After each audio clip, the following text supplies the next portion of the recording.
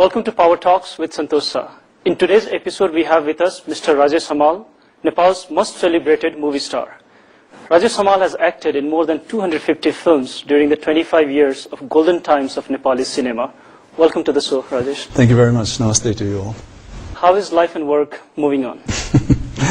Life is generally good because I feel that I'm at a state of equilibrium, in a sense that I still have the gist and vigor of a young person, of youth.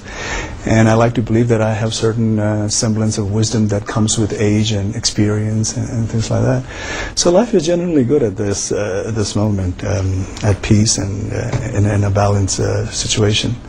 As far as work goes, I cannot give you one definite answer. In one respect, it's wonderful because I've been giving consistency to my work for the last 22 plus years. So that in itself, I take it as humbly take it as an achievement. But then on the other hand, there are a lot of stones yet to be turned in the fields of cinema, especially our kinds of cinema. So I am looking forward to more changes happening in our cinema. So in terms of work, I've got this ambivalent answer. It's true, you have seen it all during the last 25 years. But at this time, when you were rising up in your career, the country went through a difficult time. We had a decade-long civil war, and we had crises of various kinds. What motivated you to keep moving on with your life and work? Basically, it's the people of this country. And when I say people, I also mean my audience. Because, cinema is a very democratic field. Unless and until the people that you're catering to want you, you cannot have a sustainable career. So largely, I would give the credit to the people. They are the one who motivated me, who encouraged me. And it came from all spheres or all walks of life in this country.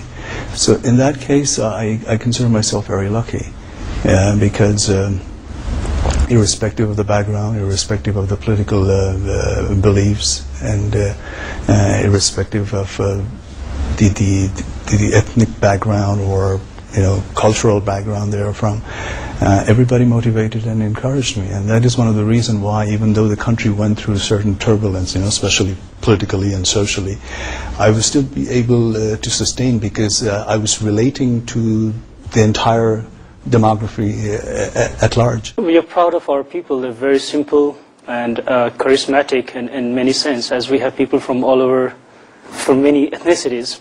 Now, our people, besides Nepali language, are also very good at learning and speaking English and Hindi. And I just have a thought. Had we made films in Hindi and English, would it not ensure us a huge market that exists just in the south in India and also internationally? My intention and my desire is to concentrate more on Nepali language films and maybe have aspects in the films which the international audience can relate to as well as the local audience can relate.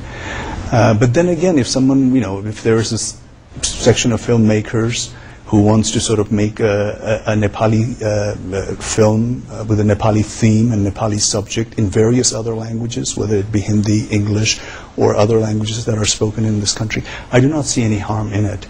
But that is not the only way to reach the international audience or have our film go globally. I would like to see a film, those films as well as a film that is made in Nepali language and which also has a global interest. You do have a lot of success stories. You're somebody who understands success and consistency. But if you look in the past, we have had several international success, like with the film The Little Buddha, acted by famous Keanu Reeves, Eric Valli made Caravan that made news all over Europe and America. And we even had the movie Everest, shot on the Everest with Tenzing Norgay's son, produced by David Brashears. I mean, in the recent times, it seems we have missed out with such international opportunities. What could be the reasons? If you have, people coming in from abroad and taking up a Nepali subject, just and sort of like, giving it a twist and turn to cater to the tastes of the international audience, then that film would not be truly represented by the country, because it is something like a subject taken here but molded in a way that the international audience can sort of identify with. So it is not your original, genuine subject that comes out of here. I mean, we've seen that in many cases, like even the films that have been made here by foreign directors or producers have sort of kept in mind that what is the subject that we can take out from here which actually appeals to the Western taste, or how we can modify that subject in a way that caters to the taste abroad. So when you make a film with that kind of concept, I do not think that it truly represents the nation or the culture. In that case, you would not agree with the Slumdog Millionaire making it big in the international market, because it didn't really portray the kind of India that you're suggesting. Yeah, that's what I'm saying, because cinema is a very complex thing. I mean, in one way, in one aspect, if you look at it, it was a popular film. And one of the aim of a filmmaker is to make his film a popular film. So that way, the mission has been fulfilled, is to attract a lot of audiences. It did that. And I mean, these are many Oscars. Yeah, won many awards around the world. It was appreciated by people around the world. So that is also a measurement of a film, and there's nothing wrong with that. But if you look at it from the other aspect, saying, does it really represent India in a true sense? It was heavily criticized in India. Does it really happen that way? Or is it what the Western people like to see, what happens in India or the third world country? So you are suggesting that we should not make the same mistake. We should not portray Nepal's just the poor aspect or the weak aspect in the international cinema just to make some money or popularity or gain some awards. Yeah, I don't think so. We should cash on that totally, you know, because if you just have a facade of that, and if you are not truly representing it, and claim that this is how it is there, then it's wrong.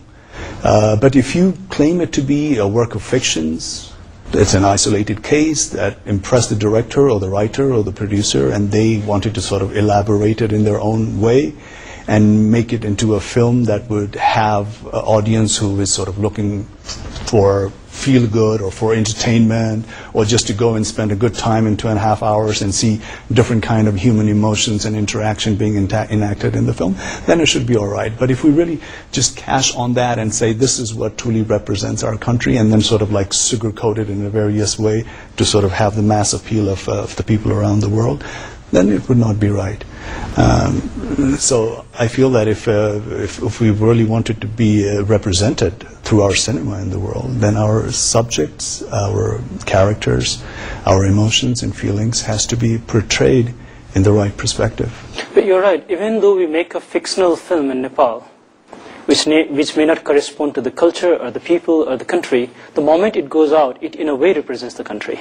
That's how the international viewers look at it. Oh, definitely, because you know, once the product is made here and made by Nepali people and made in Nepal, then it will be. But cinema has other purpose, like I said. Cinema has a purpose of entertaining people, selling dreams to the people. It doesn't really have to be always what's happening around your environment, you know. That's why many cinemas are called escapism. You want to escape from your reality, from your environment, and you go to another world which you are probably dreaming of or wanting to be at. It's something that you control. Yes. And human beings sort of have a parallel life. You know, one life they have is the reality around them, and another life is in their head, in their dream. So you're constantly leading a parallel life. So sometimes filmmakers, what they do is they take advantage of the people's dream, the way they want to live their life, or the way they want to see the world, or the way they want to see themselves instead of what they really are. And that is one of the reasons why we have superheroes and why we have great romances that goes on forever and ever and ever. Without any problems. Without any problems. And you always have the good taking over the evil, ultimately, and the evil being punished. So these are all aspects which are related to people's imaginations and dreams, and the way they want to see their environment, you know. Like a lot of people have asked me that, do you think it is really worthwhile to play in a film where you are sort of bashing 20 guys?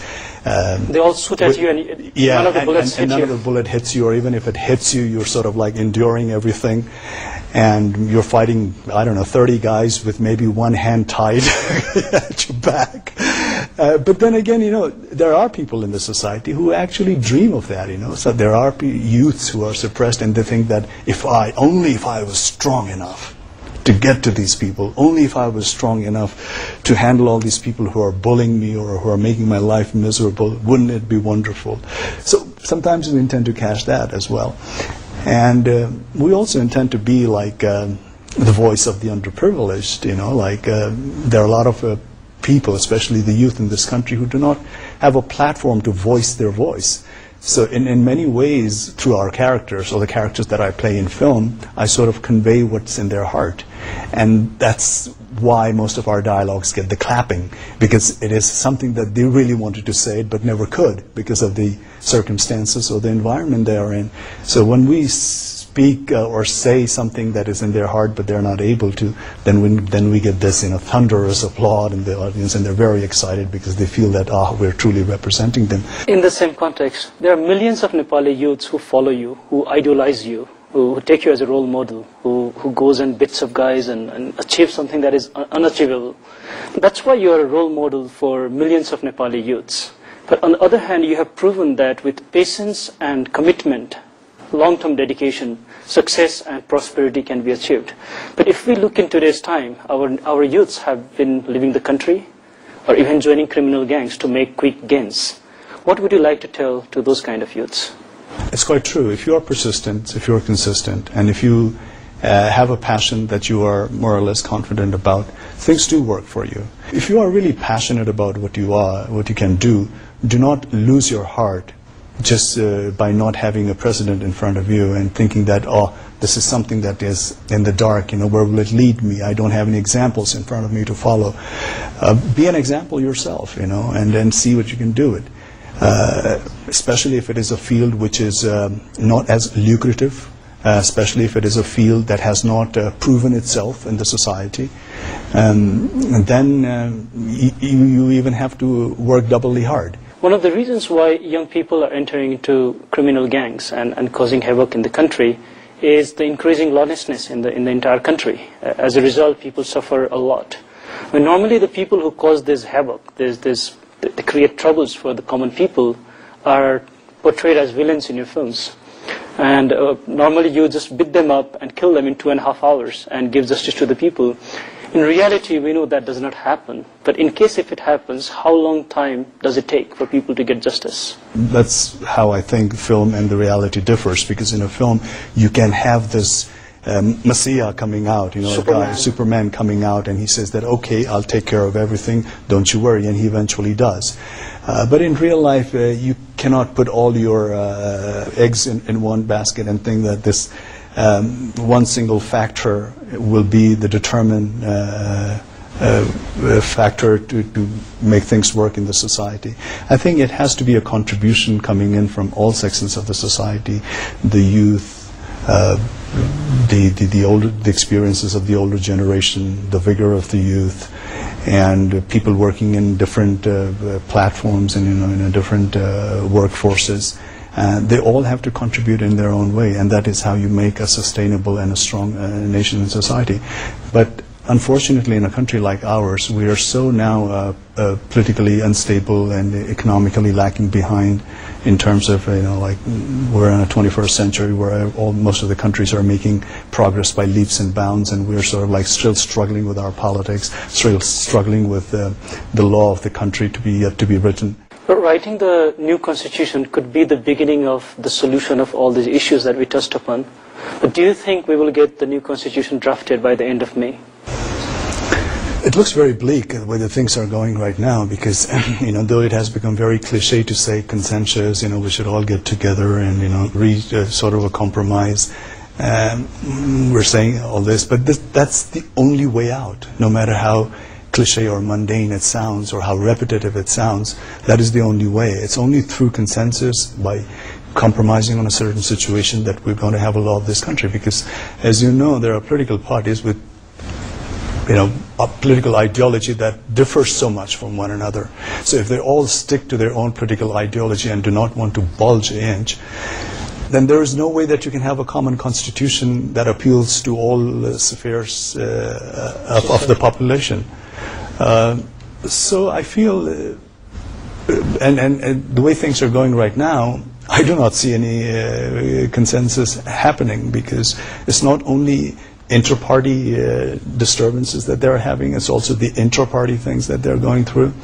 And no matter how sad or unencouraging it looks, it is the fact that we do not have a leader who is actually thinking about the entire nation and the entire population. They all have their vested interest. Since you directly or indirectly communicate with a large population of the country, I would like to propose an idea to you. Like, let's say we don't blame the idiotic politicians or unproductive bureaucrats. How about people who rely more on their own professional capacities and contribute to the nation on a civilian basis? I think that is the only way that you can make a country prosperous, by people just sticking to what they are good at. But unfortunately, in this country, what we're having, everybody are sort of like keen or taking a diverse interest in the politics of this country, because it's only when politics is stabilized, only when politics gets on track, then we can sort of do whatever we are good at and sort of concentrate on our work. So right now, our attention in our mind is all diverted towards politics and not at what we are really good at. You know, whether you be a businessman, whether you be a person like me who's in the field of arts, or other professionals, whether you be a doctor, engineer, or other things, they're all directly or indirectly related to political issues, and that is occupying their mind most of the time, because we are all feeling that unless and until this gets stabilized, there's no way that we can move forward in whatever field we excel. So unfortunately, most of our time is consumed by politics in this country, which is very sad, and that does not give us full time to concentrate on what we are good at. And we're not all good at politics. Politics is such a thing that I remember in my political science class, my teacher used to tell me the first thing that the first lesson he started off was, in politics, you can get away from politics, but politics will not get away from you as long as you live in the society. So that's how dominant it is. Even if you are not interested in politics, even if you do not want to discuss politics, if there is a political instability, if there is a political chaos, you do intend to take interest in it. You do intend to consume your time into it, because it's only when that gets on track you can do what you can do. So I think if we professionals, and there are great professionals in this country, who are good at doing what they are doing, only if they can fully concentrate on their own work, and the political system does not become hindrance, but on the other hand, it becomes an incentive for their work, then I think the prosperity is not too far. Besides just focusing on commercial aspect, you have tried to put a lot of social and national issues in your movies. You have raised issues on corruption in the government, traffickings of various kinds. Do your viewers get it? They do, but what we do is, we're always like, people point finger at us saying that our films are too much commercialized, and they do not actually relate to the real situation in the society or the country, and they are too fantastic and pure escapism, with a lot of fighting and singing being the predominant ingredients that goes into our film. But despite that, we do in most of our films have social issues coming up in one form or the other. It's a different thing that we might sugarcoat it with entertainment, and bringing in dancing numbers or singing numbers or dancing. But we do sort of like pinpoint social issues, whether it be women-related in the society, whether it be caste-related, whether it be the government corruptions or the corruption in politics, or the darker side of various other institutions like police force or bureaucracy, or even for that matter, the corruptions and the exploitation that goes around in a society or in a village. We do bring that out. Our audience do intend to relate with that. They do see that we have brought up the issues in a way that they can understand. Like, I did a lot of films where I was sort of like a very angry young man, frustrated with the system, with the society. And a lot of young people who saw my film those days, they identified with my character. And that was the motive of my character as well, to be able to relate to these general mass. And in that way, we succeeded. You're liked by millions, you're responsible, and you love Nepal. Do you see someday in a position of higher responsibility, that is in politics or national leadership? You know, the other day I was, I don't know what someone said or I read it. It was said that especially people who get into film, which is a popular media, you know, or even music or entertaining field, you know, you get into that with the sole motive of wanting to excel in that craft. But eventually with popularity and with the public adulation and the recognized face, people expect you to know on various other things as well, you know. They just don't want you to be sort of representative of the craft that you represent. They want you to, you know, to hear from you on various other subjects as well, whether it be economics, whether it be scientific, whether it be politics, you know. That way I can see that it is very natural for people to say, expect that maybe his next step would be into politics. Maybe after doing films for so many years, that would be a natural turn. But I would not say never, because I am interested in the affairs of the country. I would like to see our country prospering, to develop. So how many years are we looking at to see Rajesh Hamal in Nepali politics? I want to contribute at least another 10 years in the field of cinema, because, you know, for 20 odd years I've been, my participation has been mostly as an actor.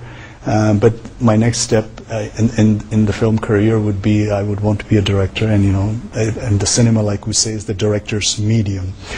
So you have the full control, and you are the captain of the ship, and whatever the product that comes out is your responsibility and your vision.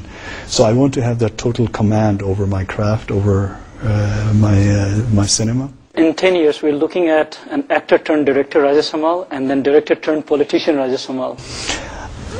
I wouldn't say no to that, yes. In distant future, politics could be in the agenda. And so I have 10 years, and I intend to utilize this making film as well as doing my homeworks on politics. I wish you best wishes for your future endeavors. It was really wonderful having you on Power Talks. Thank you very much. Pleasure being here. Thank you for being with us. See you next week, the same time. Have a great week ahead. Till then, good luck and goodbye.